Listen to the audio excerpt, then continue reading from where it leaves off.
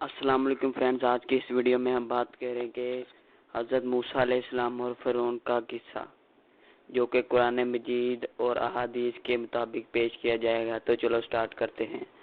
حضرت موسیٰ اور فرعون کا قصہ بہت اختصار کے ساتھ قرآن مجید کے ارشادات کے مطابق پیش کیا جاتا ہے۔ تورات میں بھی پورا قصہ موجود ہے اور مفصل ہے، لیکن قرآن مجید نے اس واقعے کے اہم ترین پہلو ہی لیے ہیں اور انہی میں دنیا کے لیے عبرت ہے۔ حضرت موسیٰ علیہ السلام کی پیدائش ایسے زمانے میں ہوئی جب فرعون کے حکم سے اسرائیلیوں کے لڑکے مار ڈالے جاتے تھے اور لڑکیاں جینے دی جاتی تھیں۔ حضرت موسیٰ علیہ السلام کی ماں کو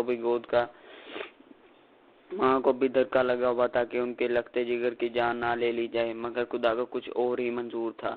حضرت کی ماں کے دل میں یہ بات ڈال دی گئی کہ بچے کو پالتی رہے، جب اس کی جان کا ڈر ہو تو تابوت میں رکھ کر اسے دریائے نیل میں بہا دے۔ مجھے تابوت کو اٹھائے ہوئے دوسرے کنارے پہنچا دے گی اور وہاں قدرت خدا نظر آئے گی۔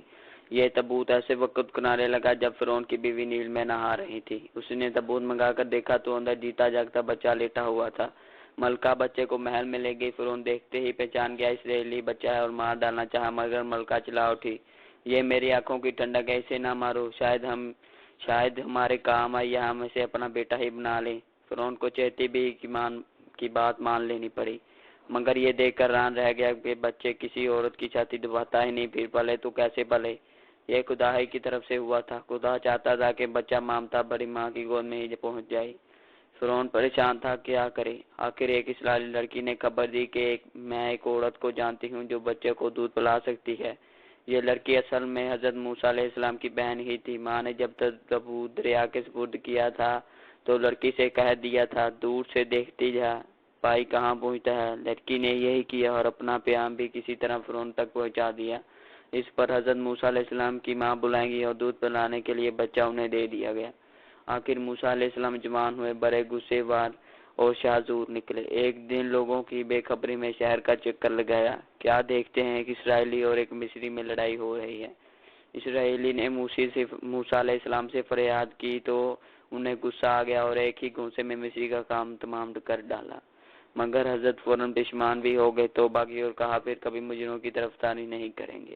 واقعہ سنگین تھا۔ ایک غلام اسرائیلی کے ہاتھ سے ایک حاکم مصری قتل ہو گیا تھا، اسی لیے حضرت ڈرے اور چکنے رہنے لگے کہیں پکڑے نہ جائیں۔ لیکن دوسرے ہی دن پھر دیکھا کہ جیسا اسرائیلی کی طرفداری میں مصری کو مار چکے تھے، وہی پھر ایک اور مصری سے لڑ رہا ہے اور موسیٰ کی مدد کے لیے پکار رہا ہے۔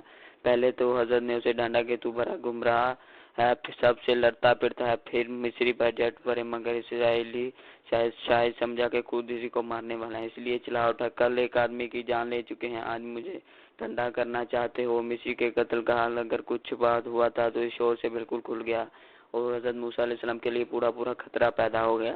پھر ایک شخص دوڑتا ہوا آیا اور خبر سنائی کہ فرعون کے دربار میں تجویز ہو رہی کہ آپ کو مار ڈالا جائے گا۔ یہ سنتے ہی حضرت بچتے بچاتے شہر سے نکل گئے اور چلتے چلتے مصر کی سرحد پر باہر مدینے میں پہنچ گئے۔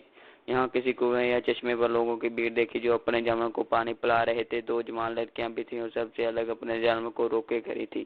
حضرت نے پوچھا، کیا چاہتی ہو؟ کہنے لگے، ہمارا باپ ہے کہ ہم پانی نہیں پلا سکتے جب تک چرواہے نہیں جا جاتے۔ حضرت بڑے زور آور تھے، ریل پھیل کر چرواہوں کو ہٹا دیا اور بے بس لڑکیوں کے جانوروں نے پانی پی لیا۔ لڑکیاں چلی گئی اور خود حضرت ایک پیڑ کی چھاؤں میں بیٹھ کر اللہ سے عرض کرنے لگے، پروردگار، جو بھلائی بھی تو مجھ سے کرنی چاہے میں اس کا محتاج ہوں۔ حضرت ابھی تک گنوارے تھے، معلوم ہوتا یہ منجات اس لیے تھی کہ دونوں لڑکیوں میں ان سے ان کی زندگی کوئی ساتھی بن جائے، اور یہ دعا بھی قبول ہو گئی۔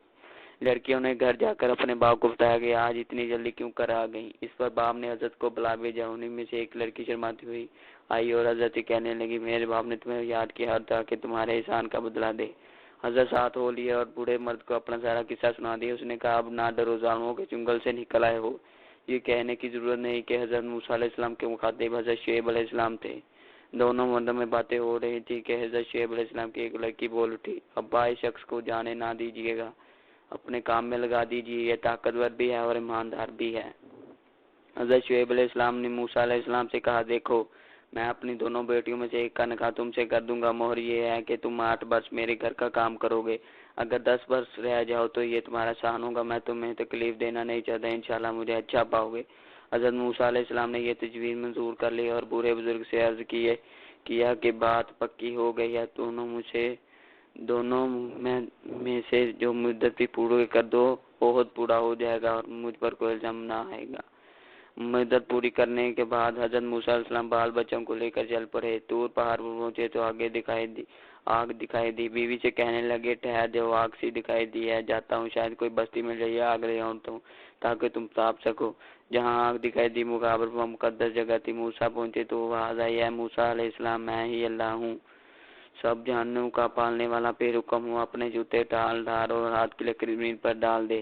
لکڑی گرتے ہی پٹکارے جانے لگے۔ وہ بھیانک شام تھی۔ موسیٰ ڈر کر بھاگے، اسی طرح باغ کے پیچھے مڑ کر بنا دیکھا۔ واقعی ڈرنے کی بات بھی تھی۔ اژدھا بڑا بل کھاتا رہا، لیکن فوراً موسیٰ علیہ السلام کے کان میں آواز گونجی، کیوں بھاگتا ہے؟ واپس آ، ڈر نہیں، یہاں تیرے لیے بچاؤ ہی بچاؤ ہے، میرے سامنے پیغمبر ڈرا نہیں کرتے۔ موسیٰ علیہ السلام آگے گئے تو حکم ملا، اچھا اب اپنا ہاتھ تو گریبان میں ڈال۔ موسیٰ علیہ السلام نے یہ کیا۔